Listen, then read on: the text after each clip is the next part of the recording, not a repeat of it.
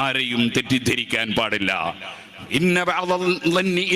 തെറ്റിദ്ധാരണ അത് വലിയ തെറ്റാണ്. ആരെയും തെറ്റിദ്ധരിക്കാൻ പാടില്ല. നല്ലതേ ധരിക്കാവൂ. മുഅ്മിനീങ്ങളെ കൊണ്ട് നല്ലതേ വിചാരിക്കും. നിങ്ങൾക്കറിയില്ലേ ഫത്ഹുൽ മുഈൻ ഫിഖ്ഹ് എങ്ങനെയാണ് നല്ലതേ വിചാരിക്കണമെന്നല്ലേ? ഒരു പൂച്ച അത് എലിയിൽ പിടിക്കുന്നത് കണ്ട് അതേ അതിൻ്റെ മീശയമേലും താടിയമേലും ഒക്കെ എന്തായി സുബ്ഹാനല്ലാഹ് നജസായി. അത് നമ്മളെന്ന് വിട്ട് പുറത്തു പോയിട്ട് കുറേ കഴിഞ്ഞിട്ട് അത് തിരിച്ചു വന്നു. പോയ സ്ഥലത്ത് വലിയൊരു കുളമുണ്ട്. ഇനി ആ പൂച്ച വന്നാൽ ഫിഖ്ഹ് അനുസരിച്ച് തന്നെ ബക്കറ്റിലെ വെള്ളത്തിൽ മുഖംകുത്തിയാൽ ആ വെള്ളത്തിന് കുഴപ്പമൊന്നുമില്ല. കാരണം അത് പോയ സമയത്ത് നന്നായിട്ട് മുഖമൊക്കെ കഴുകി ഒതുവെല്ലാം എടുത്ത് വന്നതായിരിക്കും എന്ന് വിചാരിക്കുക. പൂച്ചനെ പറ്റുമെന്നല്ല വിചാരിക്കുക. നായനെ പറ്റി വരെ അല്ല വിചാരിക്കണമെന്നല്ലേ ഫത്ഹുൽ മുഈനില്ലേ? നമ്മളൊക്കെ എന്താണ് നായനെ പറ്റി അല്ലേ വിചാരിക്കല്? നമ്മൾ കയറി ചെല്ലുമ്പോൾ ഒരു ബക്കറ്റിൽ നിന്ന് നായ എങ്ങനെ തലപൊക്കുന്നു. ആ നായ എങ്ങനെ തലപൊക്കുന്നുണ്ട്, പക്ഷേ വെള്ളം തൊടുന്നത് കണ്ടിട്ടില്ല. നായ ബക്കറ്റിൽ നിന്ന് തല ഇങ്ങനെ പൊക്കുന്നത് കണ്ടു. എന്നാ വെള്ളം ഉപയോഗിക്കാൻ പറ്റുമോ? ഫത്ഹുൽ പറഞ്ഞതിന് കുഴപ്പമൊന്നുമില്ല. കാരണം ആ നായ തൊടുന്നത് നമ്മൾ കണ്ടിട്ടില്ലല്ലോ. നായനെ പറ്റി അല്ലേ വിചാരിച്ചൂടെ? അപ്പൊ ചിലർക്ക് ചിന്തയാണ് പിന്നെ എന്തിനാ അങ്ങനെ തല പൊക്കിയത് എന്ന്. നിങ്ങളിൽ എത്ര കിണറ്റിൽ ഇങ്ങനെ നോക്കലുണ്ട്, എത്ര ലിറ്റർ വെള്ളം ഉണ്ട് നോക്കിയതായിരിക്കും നായനെ പറ്റി അങ്ങനെ നല്ല വിചാരിച്ചൂടെ?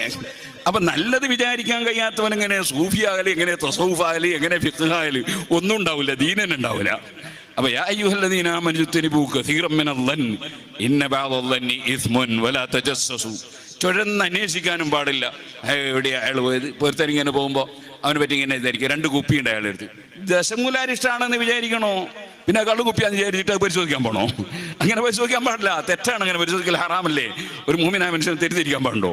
അപ്പൊ അങ്ങനെ വലാ തജസ്സസു അങ്ങനെയുള്ള ചിലര് സുബ്ഹാനല്ലാഹ് എവിടെ ഉണ്ട് ഒരു അക്ഷരം തെറ്റിപ്പോന്ന്, എവിടെ ഉണ്ട് ഒരു ഹർക്കത്ത് മാറിപ്പോന്ന് എന്നൊക്കെ ആലോചിച്ച് നടക്കുന്ന എന്ത് സൂഫി കടുത്ത തൂപ്പിയായി പോകും.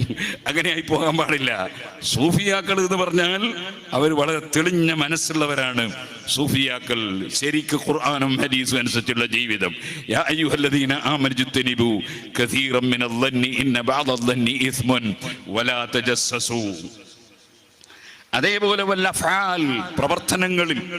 പ്രവർത്തനങ്ങളിൽ ഇത്തിബാഉ സുന്ന, നബിതങ്ങളുടെ ചര്യ, ആ ചര്യ മുറുകെ പിടിച്ചുകൊണ്ട് മുന്നോട്ട് പോകണം. വയതഹഖഖു എന്തുകൊണ്ടാണ് ഇത് ഉണ്ടാകുക?